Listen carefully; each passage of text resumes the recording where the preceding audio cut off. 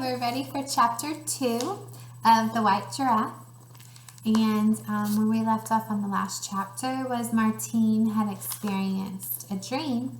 And then when she woke, she found that her house was on fire. And she was very innovative. She was able to tie up some material so that she could get out of the second-story window and save herself. But she wasn't able to save her parents, and her parents didn't make it out. So we're going to have to see what happens with her next. This is the first picture that you'll see for the start of the chapter. There aren't a whole lot of pictures, but this is one of them. So, chapter 2. It was Mr. Gryce from Social Services who told Martine that she would be moving to Africa. Cape Town, South Africa, to be precise. South Africa, cried Martine. Why South Africa? Well, said Mr. Gryce, it seems that your only surviving relative is, in fact, living on a game reserve in South Africa. A Mrs. Gwen Thomas, who I'm told is your grandmother. Martine was stunned. I don't have a grandmother, she said slowly. Mr. Gryce frowned. He reached into his pocket for his glasses and consulted his file again. No, I assure you, there's no mistake. I have her letter here. He handed Martine a sheet of cream writing paper. And look how the text changed. So you can see that we're reading the note from Martine's grandmother now. Dear Mr. Gryce, thank you for your condolences on the sad loss of my daughter, Veronica Allen, and her husband, David, two of the finest people I have ever known. I was unaware that my daughter had stipulated that I should have guardianship of their child, Martine, if anything ever happened to her. However, I will accept the responsibility. It is the least I can do. I enclose an airplane ticket to Cape Town and £150 for the girl's expenses. I rarely go into the city and would be grateful if you could ensure that she is adequately clothed for the South African weather.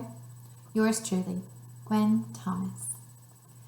There was something about the tone of the letter that bothered Martine. Her grandmother didn't seem at all enthusiastic about the prospect of taking her on. Quite the reverse. From the sound of things, she expected Martine to be a burden.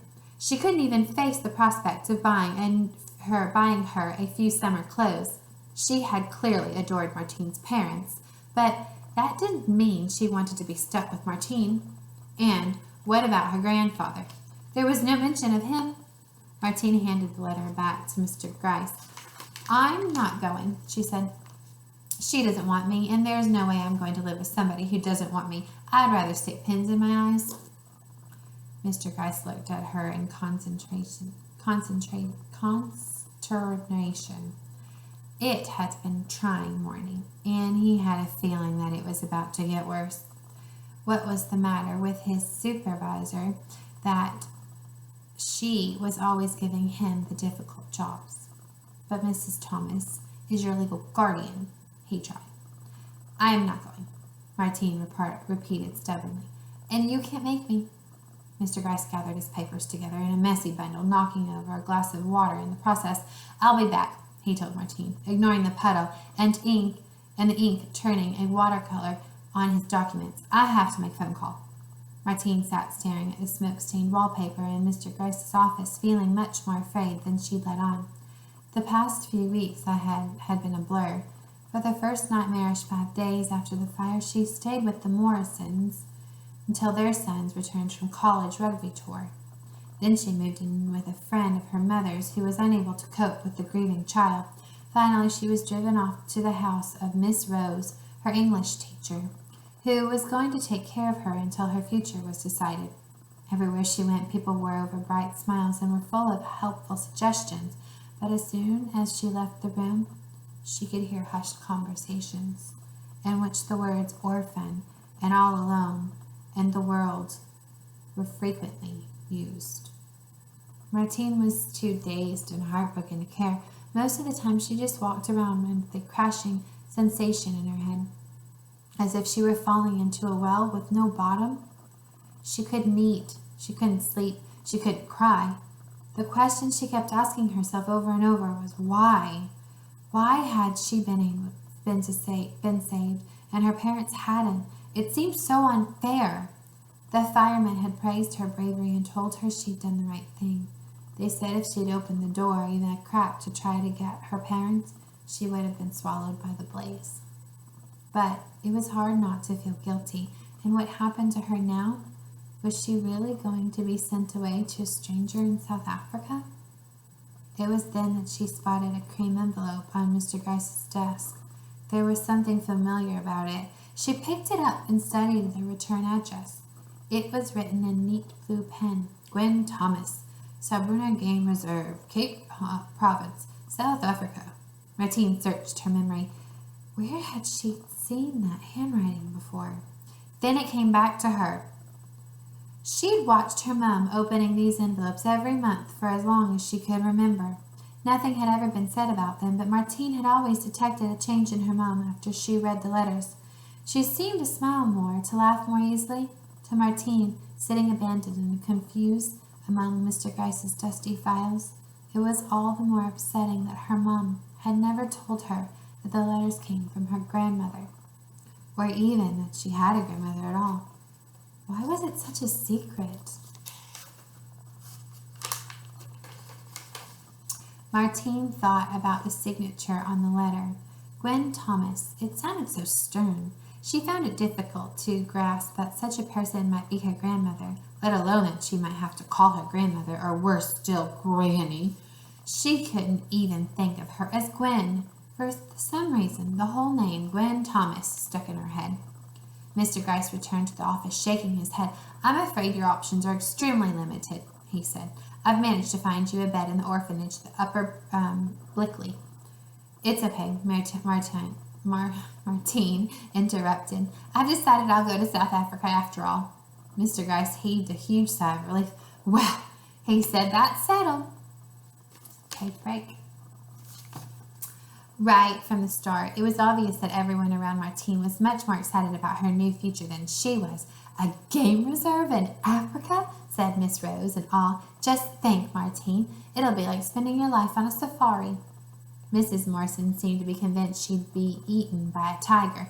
You'll have to be vigilant, she told Martine. But, oh, what an adventure it'll be. Martine rolled her eyes. Mrs. Morrison was the kindest woman in the world, but she was absolutely clueless when it came to the animal kingdom. There are no tigers in Africa, Martine had kept telling her. Not unless they're in zoos. Apart from that one detail, she herself knew very little about Africa. When she tried to picture it, all she could come up with was big yellow plains, umbrella trees, mangoes, dark faces, and baking hot sun. She wondered if wild animals literally roamed the streets. Would she be able to have one as a pet? Martine's mom had been allergic to animals, so Martine had always been kept away from them.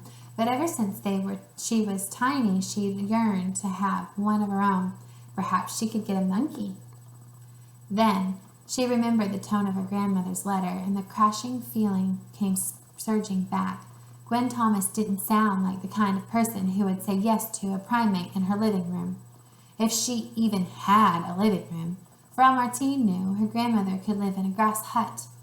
At school, most of her classmates seemed to have forgotten that barely 3 weeks had gone by since her home had been burned to the ground, and that she was hardly going to South Africa out of choice. You're so lucky, they kept telling her. You'll be able to learn to surf and everything. It'll be cool. Listening to them, Martine thought that the one good thing about moving to Africa was that she'd never again have to enter the grim gates of Bodley Brook School. She didn't fit in there. Come to think of it, she'd never fit in anywhere with children her own age, but somehow it hadn't mattered when her mom and dad were around, because they were her best friends. Her dad had been a doctor who worked very long hours, but in the summer he took time off and they'd go camping in Cornwall, where her mom would paint and she and her dad would swim or fish, or he'd teach her a little first aid. Every weekend, come rain or shine, they always had fun, even if it was only making pancakes. And now it was over, and there was a hole in Martine's heart. On Saturday morning, the day before she was due to fly to Cape Town, Miss Rose took her shopping for summer clothes on Oxford Street in London. An icy gray rain was falling, and the entire road was a sea of frenzied shoppers and tourists poking umbrellas in each other's eyes. but nothing could dampen Miss Rose's enthusiasm. "Look at these cute shorts," she said to Martine as they fought their way around the gap. "What a great baseball cap. Oh, I can just see you in this striped red t-shirt." Martine just let her go on. If the truth be known, she felt ill. Her stomach was bubbling cauldron of nerves, and her mouth was dry with fear at the prospect of what tomorrow would bring. "Whatever you think," she kept saying as Miss Rose presented her with clothing options. "Yes, it's nice. Yes, I'm sure it'll be fine." She ended up with 2 pairs of khaki shorts, a pair of jeans, 4 t-shirts, a baseball cap, a pair of tough camel-colored hiking boots. The only time she was forced to put up a fight was when Miss Rose tried to insist on a floral print dress. Martine, who had cropped brown hair and bright green eyes, had refused to wear a dress since the age of 5, and she had no intention of starting now. "I'll get bitten by a snake if I don't have proper protection," she told Miss Rose. "But surely you'll run the same risk if you wear shorts," protested her teacher. "Yes, said Martine, "but that's different. Have you ever seen an explorer who didn't wear shorts?" Back in Hampshire that evening, Miss Rose cooked a farewell dinner for Martine. A roast chicken with crispy potatoes, garden peas, homemade Yorkshire pudding, and onion gravy. Mr. and Mrs. Morrison came over, and Mrs. Morrison presented Martine with a pair of binoculars that had belonged to an old uncle. "To help you spot the big cats," she told Martine. Martine was very moved, particularly when Mrs. Morrison also gave her a large slice of homemade chocolate cake, carefully packed in a lunchbox for her journey. "I wish you much happiness, dear," Mrs. Morrison said emotionally, "remembering that you'll always have a home with Mr. Morrison and me." Mr. Morrison just grunted in agreement. He was a man of few words, but when his wife turned away to thank the teacher for the meal, he put his hand in his coat pocket and brought out a carved wooden box. "To keep you safe," he said in a low voice, giving it to Martine. Then he opened the car door and started the engine. "Ready, love?" he called to Mrs. Morrison. "See you then, Martine." Martine waited until she was alone in Miss Rose's spare room that night to open the box. Inside she found a pink Maglite flashlight, a Swiss Army knife, and a first aid kit. She could hardly believe her eyes. She laid everything out on the bed and spent several rapturous minutes reading the survival leaflet that accompanied it all. The generosity of everyone was touching. After a while she repacked her presents carefully, turned off the light, and lay on the bed. A full moon beamed through the window, laying a silver path across the room. Despite herself, Martine began to feel excited. By tomorrow night, she'd be on a plane bound for Africa, and a life she could not even begin to imagine. For better or worse, fate was closing a door on her past. That's the end of chapter 2.